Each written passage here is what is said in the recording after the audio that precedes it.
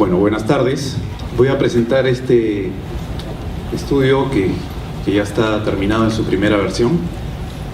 Es una propuesta para mejorar la progresividad del subsidio cruzado al agua potable en la empresa Sedapal en Lima, en conjunto con Jimena Montoya, Centro de Investigación de la Universidad del Pacífico. El contenido de lo que voy a presentar, el objetivo, el problema de investigación, la literatura relacionada, la experiencia internacional, la metodología usada, los resultados y las recomendaciones. El objetivo del trabajo, evaluar el esquema tarifario de Sedapal en relación al subsidio cruzado que está presente en la estructura tarifaria y los errores de inclusión y exclusión que vamos a explicar cómo están presentes. Se utiliza un indicador de desempeño basado en autores Arge, Udinola y Budón, y a partir de ese análisis se proponen diversos mecanismos con lo cual se logre cumplir con minimizar los errores de inclusión y exclusión sin poner a riesgo la estabilidad financiera de la empresa. Actualmente la estructura tarifaria de Sedapal presenta bloques crecientes, es decir, conforme se observa aquí en esta estructura tarifaria de Sedapal para los usuarios domésticos que somos nosotros en nuestras casas, los primeros 10 metros cúbicos se pagan a cierta tarifa, pero los siguientes 15 se pagan una tarifa mayor y así sucesivamente, denotando un subsidio cruzado desde los que más consumen hacia los que menos consumen. El problema de esta estructura tarifaria es que tiene efectos regresivos sobre los usuarios y vamos a verlo más adelante. Esta tarifa incluye un cargo fijo y un cargo variable de acuerdo a los metros cúbicos consumidos, que es la suma de lo que se consume en agua más alcantarillado. Entonces, detrás de esta estructura tarifaria, solo mirando el caso del doméstico, hay subsidiantes y subsidiados, ¿no es cierto? Probablemente los que estén en los primeros dos bloques sean personas o usuarios subsidiados, y más bien los que estén en los bloques superiores van a ser subsidiantes. Veamos las características de este sistema. Bueno, si el subsidio no está bien focalizado en los pobres o en los que no pueden pagar el servicio, se dice que aparecen errores. El primer error se le llama error de inclusión. Se puede medir a través de este cuadrito, donde uno distingue la población pobre y no pobre, y los que reciben subsidios y los que no reciben subsidios. Entonces es muy fácil calcular el porcentaje de error. ¿Quiénes son a qué se refiere con un error de inclusión? Recibe el subsidio alguien que no lo merece. ¿Por qué no lo merece? Porque tiene una situación socioeconómica lo suficientemente holgada como para pagar los 10 metros cúbicos que consume. Ejemplo, una persona soltera, probablemente joven y que gana mucho dinero porque tiene una buena preparación. Trabaja todo el día, no almuerza ni come en su casa. ¿Cuánto consume ese señor? Menos de 10 metros cúbicos y aunque sea a nivel socioeconómico A, recibe subsidio. El error de exclusión más bien se refiere a pobres que están fuera del subsidio y más bien son subsidiantes. Y se refiere a los casos en una familia típica de 3 hijos, donde el mayor se va, se casa y tiene otros 2 o 3 hijos, pero le va mal económicamente. Regresa a la casa, ya no son 5, sino son 8. Y si son 8, consumen 50 metros cúbicos o más, se convierten en subsidiantes independientemente de su nivel socioeconómico. Entonces, estos errores son importantes y en el 2008 calculamos este error y descubrimos que en el primer rango de consumo de 0 a 10 metros cúbicos se estaría subsidiando al 40% de usuarios no pobres y no se subsidia al 42% de pobres extremos. Entonces son altísimos errores de inclusión y exclusión.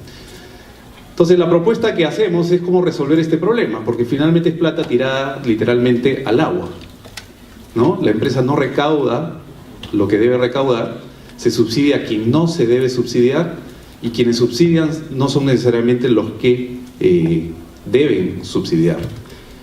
Entonces la propuesta pasa, bueno, primero vamos a revisar la literatura relacionada, porque diversos autores hablan de diversos objetivos en las estructuras tarifarias, ¿no? Uno de ellos, por ejemplo, es el impacto distributivo hacia los pobres.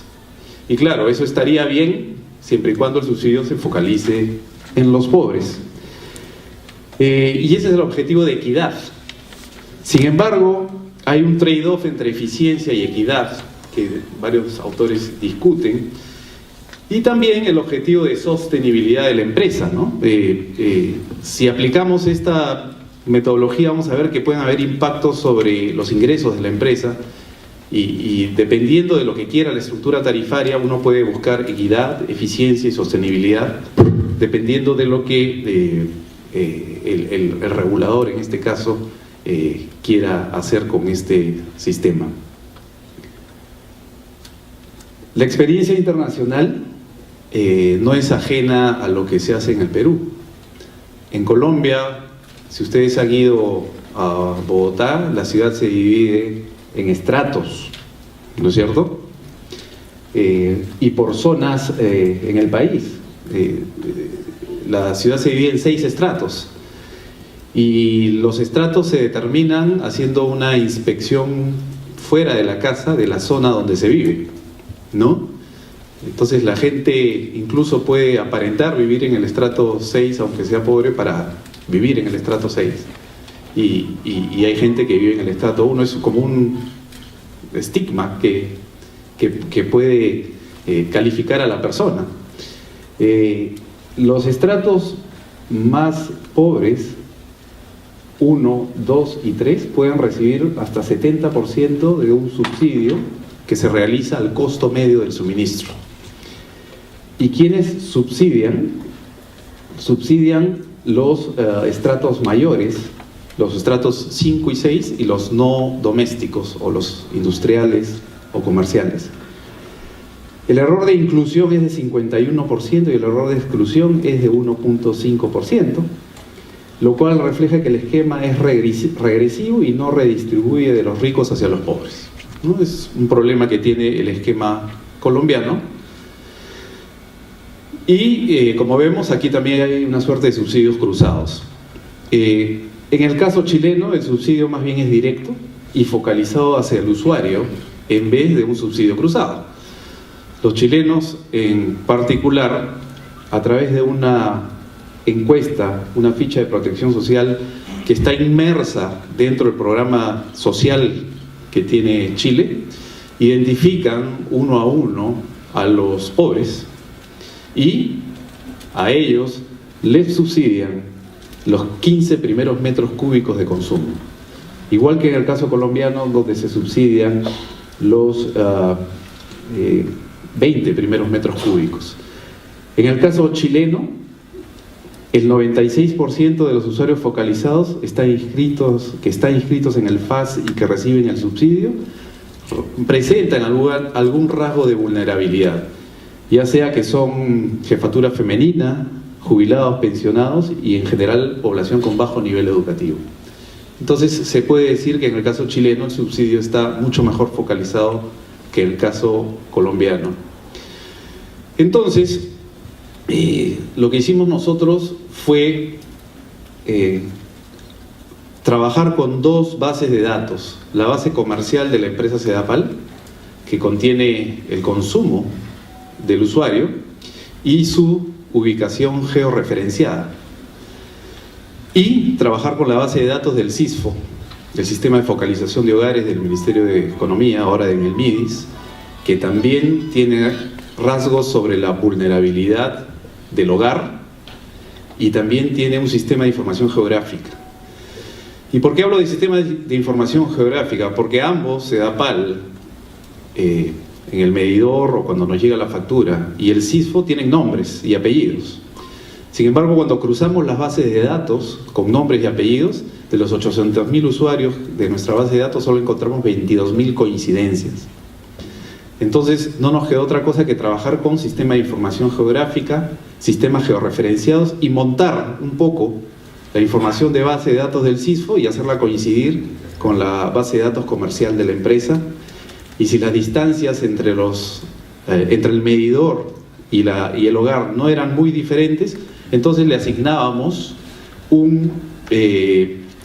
una clasificación CISFO que varía entre 1 y 7 al hogar respectivo. De esa manera, con esa base de datos y ese cruce de base de datos, trabajamos con diversos criterios de focalización.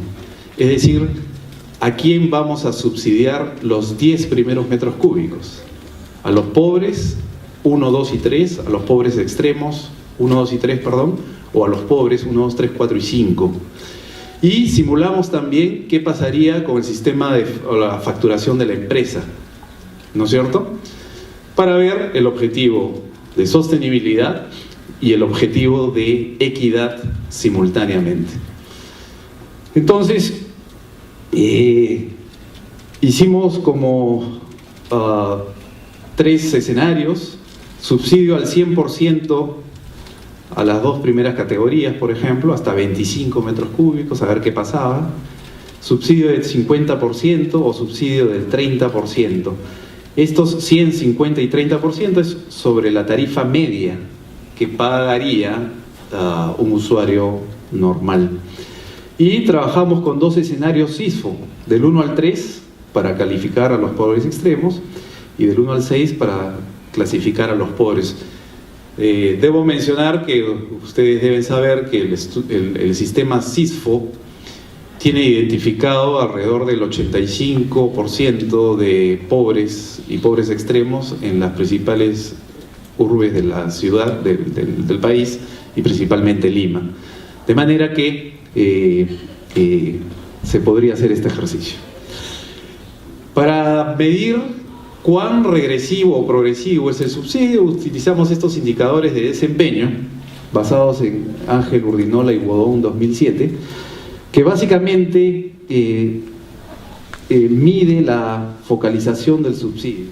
El punto de partida fue una vez una pregunta que nos hizo un dirigente indígena que estaba preocupado por sus bosques, pidiéndonos que le pongamos un valor o le ayudemos a poner un valor al bosque que vaya más allá del carbono. Ahora último está de moda esto de REDD, si han escuchado la reducción de emisiones por deforestación y degradación forestal, y hay esquemas donde por no deforestar uno recibe cierta compensación. Entonces ellos decían, con esto lo único que está haciendo es darle un valor único al bosque que se basa en carbono, en la biomasa, y hay muchos otros valores, y entre ellos el del agua. Entonces ese es el punto de partida para nuestra pequeña investigación. Si vemos al Perú, por contradictorio que parezca, es uno de los países que tiene más agua a nivel mundial. Solo hay 7 países que tienen más agua que Perú, y la mayoría son gigantes. Es Brasil, Rusia, Canadá, China, Estados Unidos, Indonesia, y solamente Colombia tiene un poco más agua que nosotros, y es un país más o menos del mismo tamaño. Pero como sabemos los peruanos, esta agua no está donde está la gente. Esto es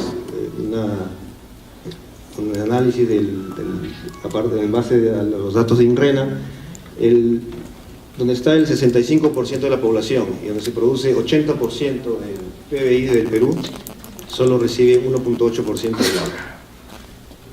Y viceversa, ¿no? Donde hay 30% de la población recibe el 97.7%. Titicaca recibe bastante menos también que la cuenca del Atlántico. Sin embargo, a pesar de eso, a pesar de que pueda parecer poco, esta cifra que ven arriba a la derecha, de 2.000, más o menos 2.000 metros cúbicos de disponibilidad por persona, y se refiere con esto al agua dulce renovable, que son las lluvias y lo que discurre por los ríos, los pone a la par con países como Alemania o Francia, que más o menos tienen esa misma cantidad, solo que están mejor distribuidas y obviamente sus sistemas de distribución están mejor que en el Perú. ¿A qué se debe esa inequidad hídrica? En verdad se debe a los Andes y a la corriente de Humboldt. Por un lado, los Andes separan el Atlántico del Pacífico, la vertiente atlántica del Pacífico, y muy cerca al Pacífico crea una cuenca, la vertiente del Pacífico, o varias cuencas, y el mar frío lo que causa es una inversión térmica que impide el desarrollo vertical de nubes, además que es un mar frío, no hay mucha evaporación, de tal manera que no hay casi formación de lluvias locales. Entonces todo el agua, y eso se ha visto con isótopos, todo el agua que usamos nosotros, incluso el agua que nosotros tomamos en Lima, viene desde el Atlántico.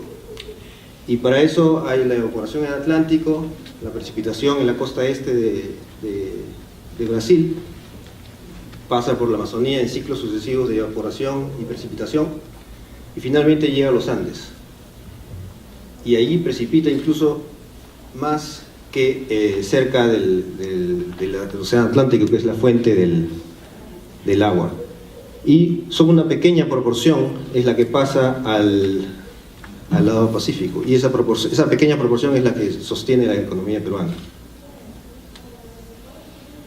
Si hacemos un modelo simple para comenzar, porque estamos comenzando con nuestros intentos de entender y de tratar de solucionar,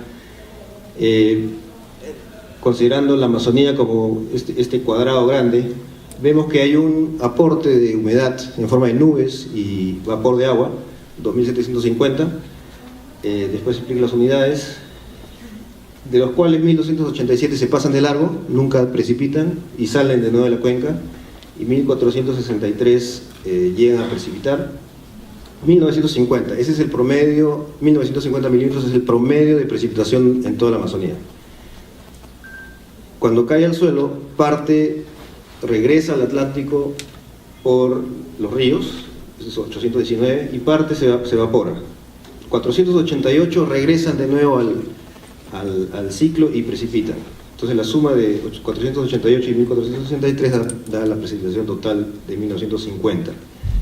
Esos 488 son 25%. Entonces en promedio en la Amazonía la lluvia 25% ha sido reciclada. Y este reciclaje se debe a la presencia del bosque tropical, como vamos a ver más tarde. Ahora, entonces en resumen, el agua que tomamos en Lima viene del Atlántico y depende del bosque para que llegue al Atlántico. Ahora, como sabemos, en el futuro va a haber mayores problemas con la disponibilidad de agua. Uno, lo que hemos visto antes en las otras exposiciones, el aumento de la demanda por el crecimiento poblacional, por el desarrollo, cada vez hay más actividades que necesitan más agua, la industria, la agricultura, la minería. El cambio climático, que viene de varias formas, pero he destacado los más importantes. Uno es los cambios de patrones de precipitación y evaporación. En general se cree que en las áreas más húmedas van a recibir más agua, las áreas más secas van a recibir menos agua. Y la reducción de glaciares, que son dos temas que ya están sucediendo. Los glaciares se sabe que se están derritiendo, en algunas cuencas hay una fiesta porque está viniendo más agua que nunca, pero en otras cuencas ya se ha comenzado a disminuir ese flujo, y en el futuro cada vez va a ser menor el flujo de agua de los glaciares derretidos, sobre todo en la época de estío, en la época seca. Y por último, la pérdida de bosques, que también es consecuencia del cambio climático, pero también, como vamos a ver, tiene causas antrópicas. Los cambios, como ya se están dando, en el caso de la precipitación, tomé como ejemplo los últimos 50 años de precipitación para los meses de julio y agosto, de este sitio web Climate Wizard, y lo que se ve es que en la costa, en la vertiente Pacífico, ya se ve en estos meses de julio y agosto una disminución significativa de la precipitación. O sea, ya se están secando las partes que ya de por sí estaban secas. Y ahora, si vamos a la deforestación, o a la pérdida de bosque, mejor dicho, hay dos grandes factores. Uno es el clásico que todos conocemos, la deforestación por las actividades humanas. Diversos modelos se han hecho, y finalmente es muy probable que dentro de 40 50 años haya una reducción de 40% de la superficie debido a la deforestación. Pero esta deforestación entra en sinergia con el cambio climático. Lo que se espera debido a este fenómeno que he mencionado, que lo más húmedo va a recibir más agua y lo más seco se va a hacer más seco, va a tener menos lluvia durante la época seca y más largas las épocas secas. probablemente lo que finalmente termine es una sabanización de la Amazonía. Entonces la parte sur de la Amazonía, que incluye la parte sur de la Amazonía peruana, va a haber, y tal vez no se note muy bien en la imagen, tiene otro color, un color más claro, va a haber un cambio de bosque tropical denso a bosque más ralo, incluso a sabana, ¿no? Pedazos de bosque o árboles aislados con vegetación herbácea, mucho más seco y dominado por fuegos. Entonces, en algunos modelos llega hasta 50% la pérdida de la Amazonía. Si combinamos esos dos factores, el cambio climático y la pérdida de bosques, no es de sorprender que en el futuro se espere que una buena parte de la Amazonía se reduzca. ¿Y qué impacto tendría eso sobre la precipitación? Lo cual es relevante para nuestro tema. Los bosques tienen varias funciones. Una de las que ya mencionamos es la evapotranspiración, que permite que el agua sea transportada desde el borde este del continente hasta los Andes. Pero hay dos más. Uno es que los bosques tropicales emiten sustancias desde minerales como el potasio, moléculas, terpenos, hasta partículas de plantas, esporas, etcétera, que son los núcleos de condensación inicial que permiten que las gotas de lluvia o las moléculas de agua se peguen y comiencen con la formación de las gotas de lluvia y finalmente la lluvia. Un bosque tropical es mucho más eficiente que cualquier otro tipo de vegetación para atraer o hacer que se condense el agua y por lo tanto que haya lluvias. Y el último o tercer efecto es algo que todavía está haciéndose conocido, es el bombeo biótico, que tiene un componente, los componentes biológicos, que son estos dos que ya mencioné, y un componente físico. En el momento de la condensación, el vapor de agua se reduce a una pequeña gota y esto crea un vacío. Entonces, multiplicado por millones de gotas, crea una baja de presión, que sería la que está causando los vientos que van desde el mar hacia los grandes bloques de bosque. Entonces, esos tres efectos, el de aumentar la cantidad de agua que entra a la cuenca, el de ser muy eficiente en extraer el vapor de agua y hacerlo precipitar, y en permitir que el agua se permanezca en el sistema más tiempo por medio de la evapotranspiración, son los que hacen que sea tan importante la cobertura vegetal para el balance hídrico en el ecosistema de la Amazonía. El tema es bastante complicado y gracias a las supercomputadoras que hay hoy en día se ha podido de alguna manera replicar los impactos que ya se están viendo en términos de deforestación y el ciclo hídrico en la Amazonía. En este caso se usaron tres modelos de deforestación, modelos de cambio climático a gran escala y modelos de interacción entre la biosfera y la atmósfera. Combinados se obtuvo resultados bastante aterradores.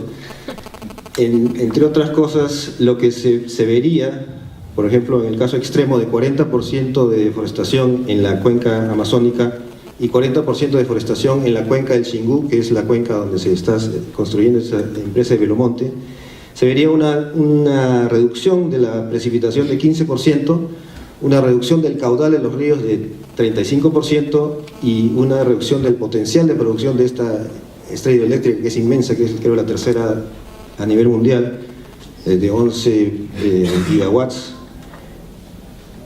se vería reducida en 40%. Ahora, modelos así, ¿podemos hacerlo para Perú?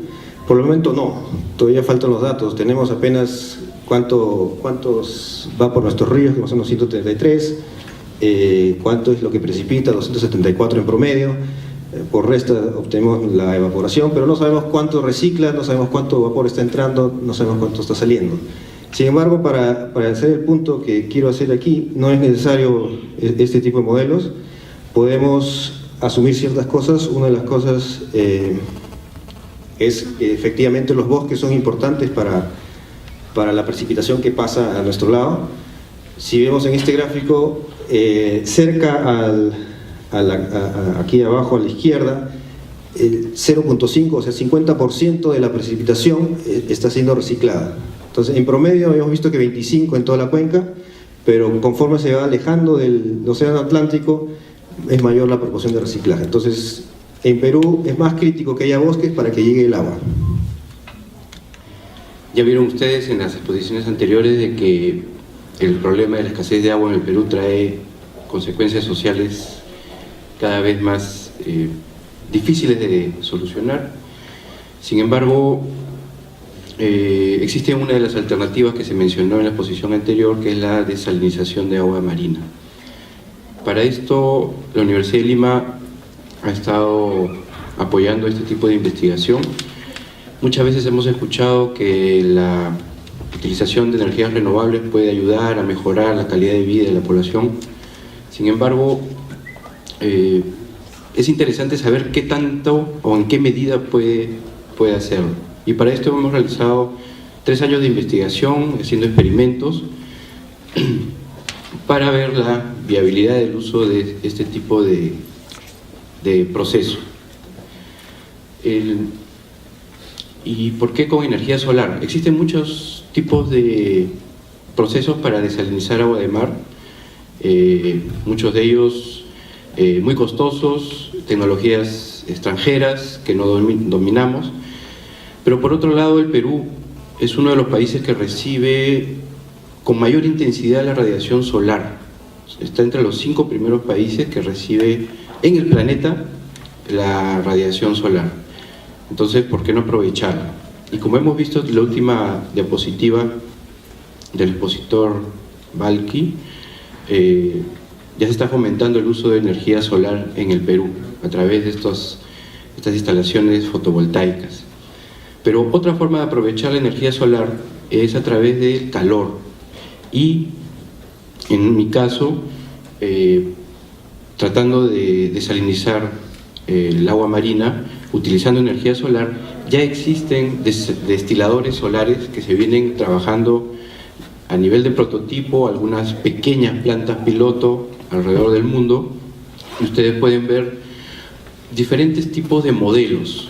Aquí yo he puesto unos esquemas muy simplificados, se utilizan diferentes tipos de materiales, y la idea en este caso es de que la radiación solar incida sobre este recinto, pase a través de una superficie transparente, puede ser vidrio, caliente este recipiente, generalmente pintado de negro, mate, absorba el calor, lo transfiera al agua de mar que reposa en el recipiente, esta agua de mar se evapore y se condense en la superficie del vidrio, en el lado interior. Se forman las gotas condensadas y son colectadas en esta zona. La idea es muy simple, el proceso se llama por efecto invernadero y existen diferentes modelos. Uno de ellos es este de aquí, donde en vez de tener un recipiente plano, se tiene un recipiente en escalón. Se ha demostrado experimentalmente que tiene un rendimiento casi 3 veces mayor, teniendo las mismas dimensiones. Eso por un lado. Por otro lado, existe lo que se llaman los concentradores solares. Acá les muestro algunos modelos. La idea es recibir la radiación solar que sea reflejada sobre una superficie, por ejemplo espejos o una superficie reflectora, y la geometría es tal de que toda esa radiación se concentre o en un punto o en una línea. Entonces, con estos dispositivos se logran alcanzar temperaturas altas, estamos hablando de 250, 300 grados centígrados. De todos los modelos que existen y se vienen probando hasta hoy, los que han resultado más eficientes son este que se llama cilíndrico parabólico y el otro que es un reflector segmentado o llamado Fresnel lineal. Entonces la idea del trabajo es utilizar estos concentradores solares que actualmente se utilizan para generar electricidad. En este trabajo se utilizan para generar vapor y obtener agua pura, agua limpia, agua desalinizada. Además de utilizar estos dos equipos, también se desea que sean independientes de la red eléctrica nacional, porque normalmente en los lugares donde se puede utilizar, aprovechar mejor en el Perú, están alejados de ciudades o alejados de la red eléctrica. Y finalmente se quiere evaluar la calidad del agua obtenida, a ver si realmente puede ser utilizada. Acá les presento el primer equipo, que es el concentrador cilíndrico parabólico. Es pequeño, en realidad el área total es de 5,5 metros cuadrados, es un prototipo, tiene 2,5 metros de largo, y aquí pueden ver una persona de 1,65 metros más o menos de altura. El equipo no es tan grande, pero lo interesante de este equipo es que si es orientado adecuadamente, es decir, está alineado paralelo a la trayectoria solar, lo cual se puede obtener con un juego de sombras un día anterior al experimento, este equipo va a quedar produciendo agua, mejor dicho, vapor, todo el día, sin necesidad de movimiento adicional. Acá ustedes pueden ver el recipiente que contiene el agua de mar, es aluminio anodizado negro. Está desconectada la línea hacia el condensador para poder ver la generación de vapor. Esta es la superficie reflectora, hecha con 2 planchas de aluminio de alta reflectancia, y el equipo se tiene que inclinar para que se oriente viendo directamente al sol. De esa forma, todos los rayos que inciden sobre la superficie se reflejan en la base del recipiente, que se llama colector de calor.